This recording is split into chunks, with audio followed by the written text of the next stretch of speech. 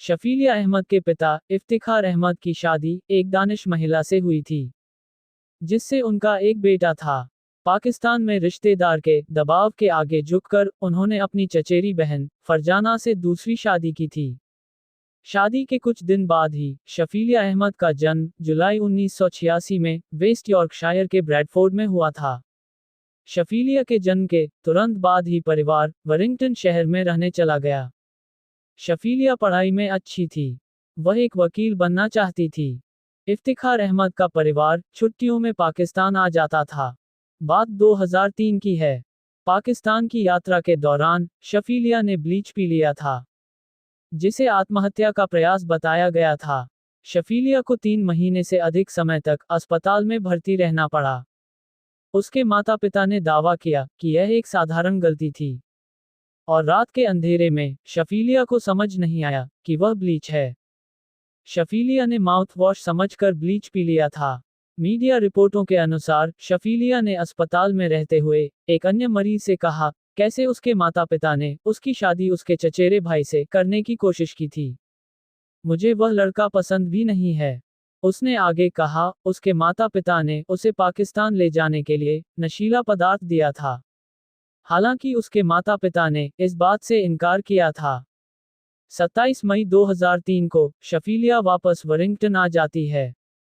फिर से college join कर लेती है। पढ़ाई के साथ साथ पार्ट टाइम जॉब भी शुरू कर देती है। 18 सितंबर 2003 को ग्रेटिस्की हाई स्कूल की टीचर जोआन कोड ने शफीलिया के छोटे भाई बहनों को उसके लापता होने के बारे में चर्चा करते हुए सुना था। टीचर जोआन कोड ने जब उसके माता पिता से पूछा, तब माता पिता ने कहा शफीलिया एक हफ्ते से ही घर नहीं आई है। स्कूल की टीचर सोचती है उनकी बेटी एक हफ्ते से घर से गायब है और इस बारे में अब तक पुलिस में कंप्लेन दर्ज नहीं करवाई थी। शफीलिया की टीचर जोआन कोड इसकी जानकारी पुलिस को देती है। पुलिस की एक टीम जांच पड़ताल के लिए शफीलिया के घर आती है और शफीलिया के माता पिता से ही पूछताछ की शुरुआत करती है। शफीलिया के माता पिता बताते हैं 11 सितंबर 2003 को आखिरी बार शफीलिया को अपने घर देखा था। उसके बाद से वो नजर नहीं आई है।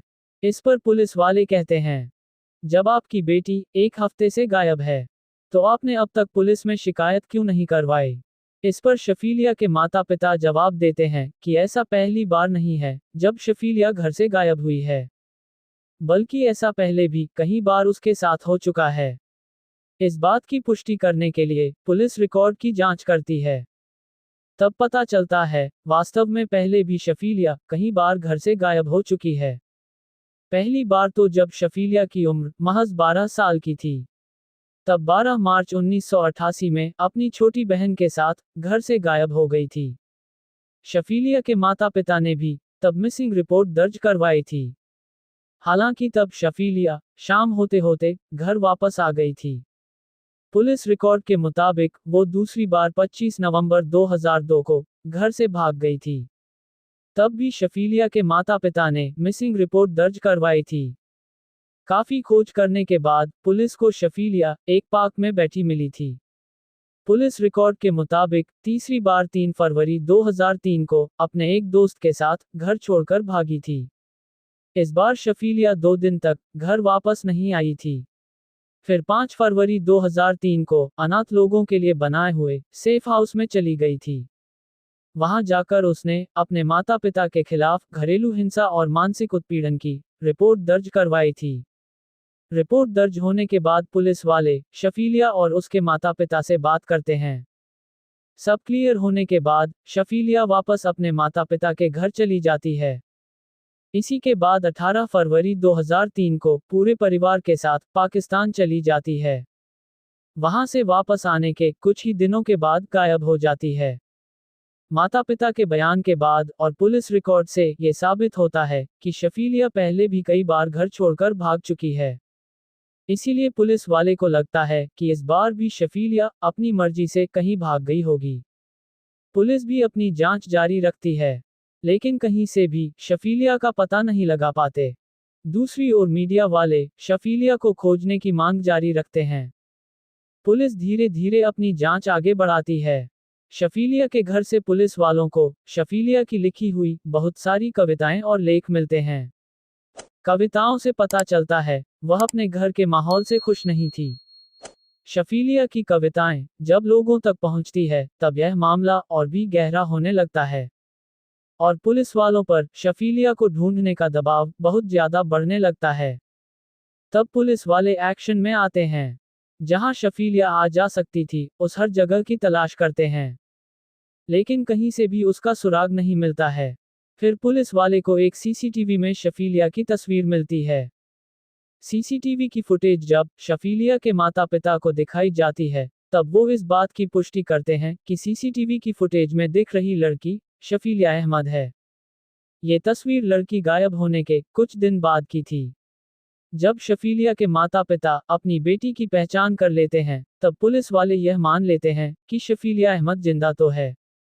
इस कहानी में नया मोड़ तब आता है जब ये तस्वीर शफीलिया अहमद के टीचर को दिखाई जाती है। तब टीचर कहती है, फोटो में दिख रही लड़की कहीं से भी शफीलिया अहमद नहीं है। कुछ दूसरे लोग भी फोटो को देखकर पुष्टि करते हैं कि यह शफीलिया अहमद नहीं है। ये जानकर अब पुलिस वालों का सर भी घूमने लगता है। आखिर शफीलिया अहमद के माता पिता ने फोटो में दिखने वाली लड़की की झूठी पहचान क्यों दी? अब पुलिस वालों को शफीलिया अहमद के माता पिता पर शक होने लगता है। इसी बात का पता लगाने के लिए पुलिस वाले चुपके से शफीलिया अहमद के माता पिता के घर पर कहीं जगह ऑडियो रिकॉर्डिंग डिवाइस लगा देती है। पुलिस वाले ऑडियो रिकॉर्डिंग जब सुनते हैं तब उसके पिता को ये कहते हुए रिकॉर्ड हो गया था कि यूके में सिस्टम सबूत पर काम करता है और बिना सबूत के भले ही तुम 40 लोगों को मार डालो, जब तक सबूत नहीं मिल जाता वे तुम्हें कुछ नहीं कर सकते। इसके अलावा दूसरे डिवाइस में शफीलिया अहमद पर यह चर्चा करते हुए भी रिकॉर्ड हुआ कि अगर पुलिस को कार में डीएनए सैंपल मिले तो क्या होगा। ये सब सुनने के बाद पुलिस वालों को इफ्तिखार अहमद पर शक होने लगता है। इफ्तिखार अहमद की कही हुई बातों को आधार बनाते हुए 18 दिसंबर 2003 को इफ्तिखार और उसकी पत्नी फरजाना के अलावा परिवार के और 5 सदस्यों को शफीलिया अहमद की हत्या करने और उसकी लाश छुपाने के इल्जाम में गिरफ्तार करते हैं। पुलिस वालों ने इन्हें शक के आधार पर गिरफ्तार किया था। पुलिस को उम्मीद थी कि जांच पड़ताल में इनके खिलाफ कुछ ना कुछ सबूत निकाल ही लेंगे। इफ्तिखार और उनकी पत्नी फरजाना ने इस हत्या से इनकार किया। जब यह मामला अदालत में पेश किया गया, शफीलिया अहमद की बहन अलीशा ने अदालत में कहा कि उनकी बहन एक गुप्त जिंदगी जीती थी और वह नहीं चाहती थी कि उनके माता पिता को इस बारे में पता चले। अलीशा ने अपने माता पिता को कथित तौर पर शफीलिया के मुंह में बैग डालकर उसका दम घुटते देखा था, लेकिन 7 साल तक वह चुप रही थी। शफीलिया के चेहरे को हाथों से ढक रखा था ताकि वह सांस नहीं ले सके और फिर उसके मुंह में एक बैग जबरदस्ती डाल दिया था। उसने अपने माता पिता को लिवरपूल रोड स्थित घर के किचन में डेड बॉडी बांधते हुए देखा। फिर उसने अपने पिता को घर से बाहर गाड़ी ले जाते हुए देखा। उन्होंने खिड़की के बाहर अपने पिता के साथ एक बड़े सामान को देखा। उसने माना कि यह उसकी बहन का शव है। शफीलिया का क्षत विक्षत शरीर फरवरी 2004 में कैंट नदी के किनारे पाया गया। 17 साल की शफीलिया अहमद को उसी के माँ बाप ने बड़ी दयनीयता से मार डाला। अपनी ही औलाद को इस दंपति ने इसलिए मौत के घाट उतार दिया क्योंकि उन्हें अपनी बेटी का रहन सहन पसंद नहीं था। दंपति को लगता था कि शफीलिया छोटे कपड़े पहनकर गलत धंधा करने लगी है। इफ्तिखार और फरजाना अहमद को अपनी किशोर बेटी की हत्या के लिए कम से कम 25 साल की आजीवन कारावास की सजा सुनाई गई।